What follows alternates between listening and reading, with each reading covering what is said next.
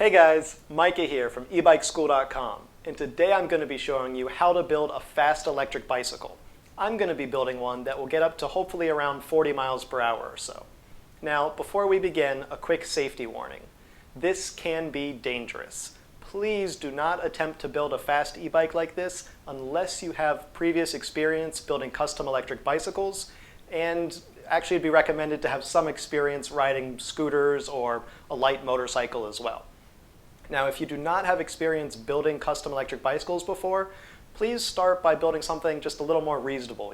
20, 25 miles per hour is plenty for your first e-bike. There's no reason to jump into the deep end before you learn to swim. All right, now that we have that safety information out of the way, let's talk about what it's going to take to design and build a fast electric bicycle. And as always, the parts that I use are going to be in the description below the video. Let's start by looking at the donor bike. I'm going to be using this Motobecon Jubilee full suspension bike.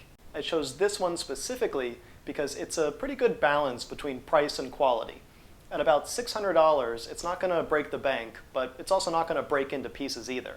I would not recommend trying to build a 40 mile per hour bike using some $100 or $200 department store bike. It's just not worth it. You want something that's built with higher quality than that. Another good option would be to look for a used downhill bike, because downhill bikes are already full suspension and they're built to be very strong. So that's another good option. I've seen a lot of people do these with like a Kona Stinky or those types of bikes. Lastly, I chose the 19-inch frame size for this one. You need at least a 19-inch frame on this bike to be able to fit the battery that I'm going to use. So we're going to talk about those components next. So now we're going to need the electric bicycle conversion kit, which is what I have here. Now for this, I went with a company called West Coast Electric Cycles based in Washington. Now, in addition to having just really good e-bike components, West Coast Electric Cycles is known for having really good customer support and just really good service. So this is why I went with them. And actually, I was talking with the owner, Barrent, for a while about this project, and he's the one that helped me land on not just which components I was going to need, but also what would be a good donor bike in this Motobecon Jubilee. So in the kit that I have here, I've got all of the parts that we're going to need that comes as part of this conversion kit.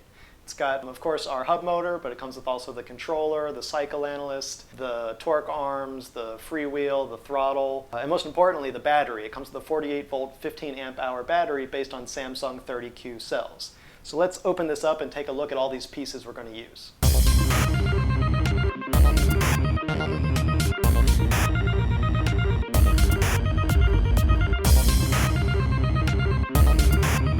Alright, so I've unpacked all of this stuff and we have a pile of parts here. Let me bring it down here to show you. So this is our 1500 watt motor here. This is the West Coast Electric Cycles motor. In addition, we've got all of our cycle analyst gear here. This is our actual cycle analyst. This will be like our meter. It will tell us everything that's going on with the bike. One really cool part of this kit is that you get these torque arms. Barrent from West Coast Electric Cycles has custom made, and these are meant to fit this exact bike. So these are going to go on the axle, and they're going to prevent it from spinning with all that huge torque. So this is an important safety feature that I really like that are included in this kit. Let's see, next we've got the controller, and then we've got our sort of standard parts. These are your brake cutouts, cassette. This is a programming cable, I believe, throttle, battery charger, and our 48-volt, 15-amp-hour Halong battery pack. So this is going to be sort of the heart and soul of this e-bike. All right, so now I've got all of my parts here and I am ready to start building. Let's do this. The first thing I'll do is flip the bike over so it's easier to work on the wheel. You might want to do this on carpet or slide something under the handlebars and seat to keep them from getting scratched up. Next, I'll remove the rear wheel from the bike and take the tire and tube off the wheel so I can put them on my new hub motor wheel that came in the kit. And I'll pump up the tire while I have it here. Next, I'll spin on the freewheel that came with the kit, being very careful not to cross-thread it, and I'll remove the disc brake from the old wheel and place it on my motor wheel. Then the motor wheel goes back into the bike. Now I'll put the torque arms on the axle. These are a bit tight, which is how they're designed, so you may have to persuade them on there a bit. Then the axle nuts will get tightened down, and my wheel is finished. A quick check shows the disc brake is amazingly already perfectly adjusted, so I don't even need to tune that. Now I'll flip the bike back over, which is a bit heavier with that big motor on it. Next comes the battery, which is held on by this plate in the bottom. The battery is a bit of a tight fit on this frame, and unfortunately I have to move the shock out of the way at first to get it in, but then I can put the shock back afterwards.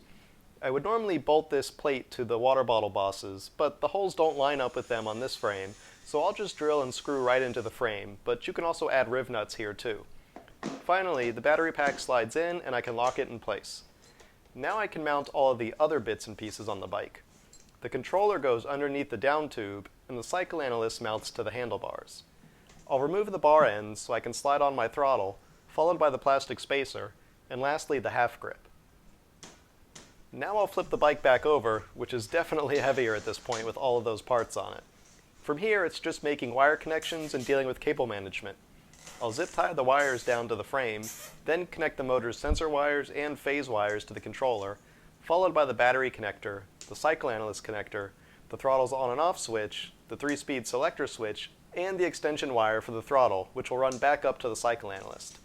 Then I'll use that Velcro wire cover that came with the cycle analyst to cover all the wires and hide this rainbow-colored mess down here. Now back up front, I'll connect the throttle extension wire to the cycle analyst, and then I'll do a little more cable management to pretty up the wires with cable ties. Now for the moment of truth. When I press the on button, it lights up. Perfect. Now I just need to charge the battery up all the way, and then we can take her outside and see what she can do. Alright, now comes the fun part. I've actually already burned about a quarter of the battery or so out here just doing some medium speed testing and making sure the bike feels safe. But now it's time to do the high speed testing. So first I'm going to get a little bit geared up. Alright, let's do this.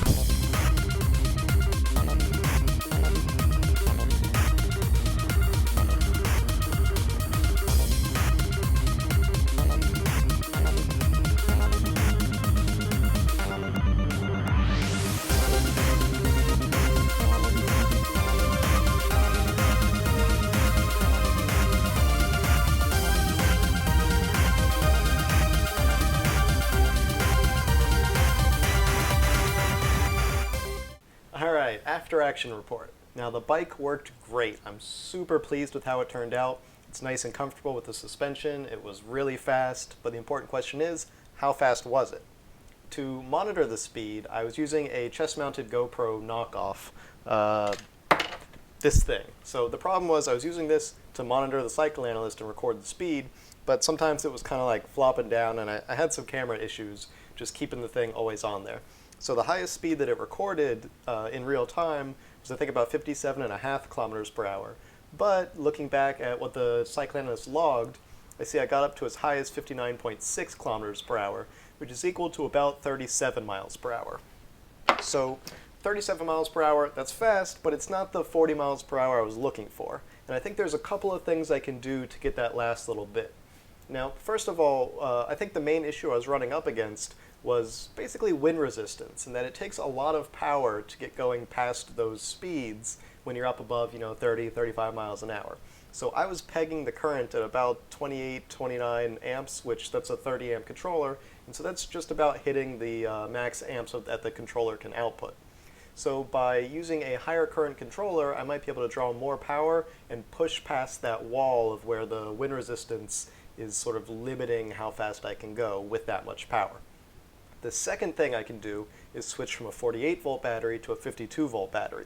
And I've talked about this a bit in the past, but basically by using a higher voltage battery, you can increase the speed. And even though 52 volts is only a little bit more than 48 volts, basically one more cell in series for lithium-ion batteries, that's still about a 7% increase. So I might be able to bump up from 37 to 40 miles per hour just by going to 52 volts. So I've got a couple things to try next, and I will definitely document that for you guys. Last but not least, time to announce the winner of the EbikeSchool.com book giveaway for my last video. And the winning commenter is Spectre. So congratulations, just shoot me a message at the email shown above. Let me know which one of my books you'd like, either the Ultimate Do-It-Yourself e-bike guide, DIY Lithium Batteries, or DIY Solar Power. And for anybody else who wants a chance to win one of my books, all you have to do is put a comment below this video, anything you want, and make sure you're a subscriber, and hopefully you will be selected as the randomly chosen commenter at the end of my next video. Alright, thanks for watching guys, see you next time.